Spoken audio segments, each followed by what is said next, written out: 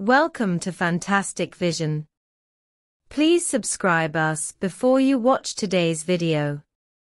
The United States has implemented a chip ban to restrict the shipment of high-end chips and advanced semiconductor equipment. Its purpose is to hinder China's high-tech development. But paradoxically, it has deceived many American companies, because they rely on these to obtain high profits. Although the United States is far ahead in semiconductor technology, American companies cannot do without China, the world's largest semiconductor market. At first, when the United States first implemented controls, many American companies responded one after another, but now they have changed their faces.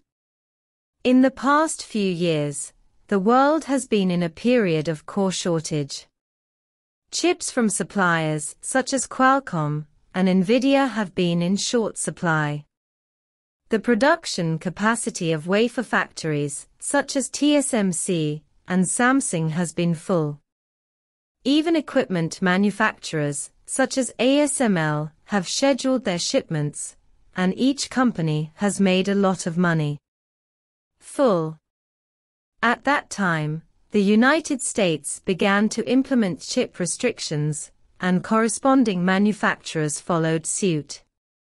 Not only American companies, but also foreign companies using American technology. On the one hand, the losses caused were not large, and on the other hand, they were inseparable from American equipment. For example, TSMC had to stop manufacturing chips for its second largest customer Huawei, but now their losses are increasing. Later, the global core shortage suddenly turned into a surplus, and semiconductor companies were having a hard time. Chips cannot be sold and there is excess inventory.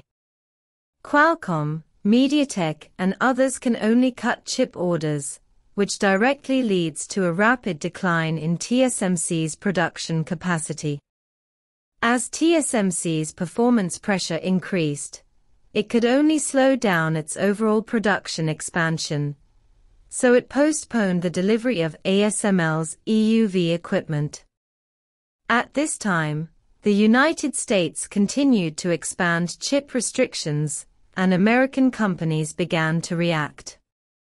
Even the CEOs of the three major chip giants Intel, Qualcomm, and Nvidia collectively lobbied together, hoping that the Biden administration would not blindly expand chip restrictions. They are all very dependent on the mainland market. About 67% of mobile phone SoC giant Qualcomm's revenue comes from the mainland market. CPU giant Intel's mainland market revenue is close to $20 billion, and GPU giant Nvidia's mainland market revenue accounts for about 20%. The United States says it will consider corporate interests, but in fact it continues to impose restrictions, so companies can only save themselves. Faced with the huge demand in the mainland market, American companies naturally did not want to give up, so they began to act from their own perspectives. This was equivalent to a collective change of face of American companies. This directly hit the United States' weakness, and made the chip ban almost meaningless. Some time ago, China held a high-level corporate development forum. U.S. corporate chip giants such as Qualcomm, Intel, and Micron actively participated. Technology giants such as Apple, Synopsys, and SK Hynix also attended the forum and participated in this forum. Among them, Apple CEO Cook has attracted a lot of attention. He is regarded as the most frequent high-level person who visits China. He has visited China for the third time in the past 6 months. He also came to China in advance to attend the opening of the Shanghai Jing'an store, and also met with BYD, and other supply chain managers. People. The point is, Cook said he loves China and Chinese people, that he values the mainland market, and will continue to increase investment in the future. There is also Micron, which has been engaged in the business of taking advantage of others.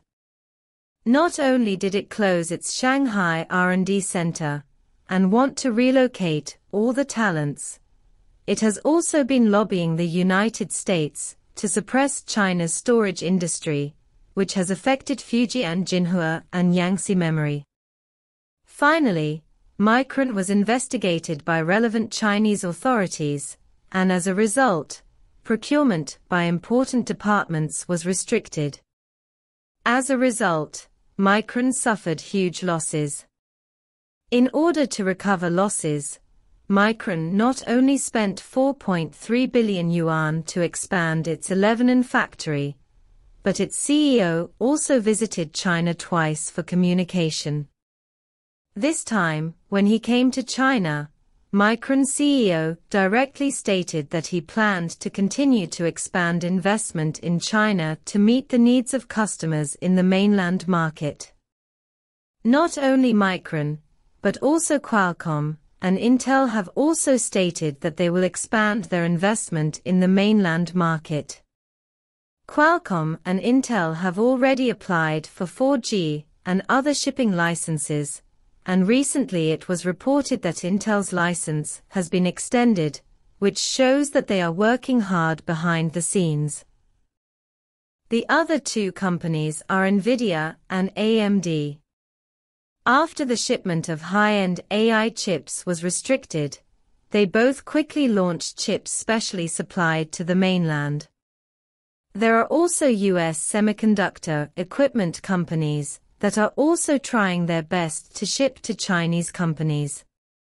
Among them, the equipment giant Applied Materials even uses its Korean subsidiaries to ship a lot of semiconductor equipment to the mainland market. Therefore, it has also received multiple subpoenas from the United States. The reason why American companies operate this way is mainly because the mainland market is large enough and there is no substitute in the world. More importantly, China provides an open and stable business environment, unlike the United States, which arbitrarily targets Chinese companies. In this regard, the German media, Munich Mercury, said that the US chip ban may have had some effects, but more of it was counterproductive.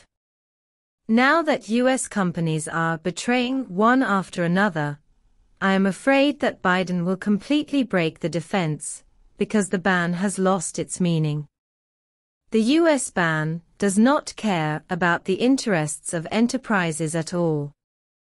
In the short term, enterprises can tolerate it, but over time it will completely break out.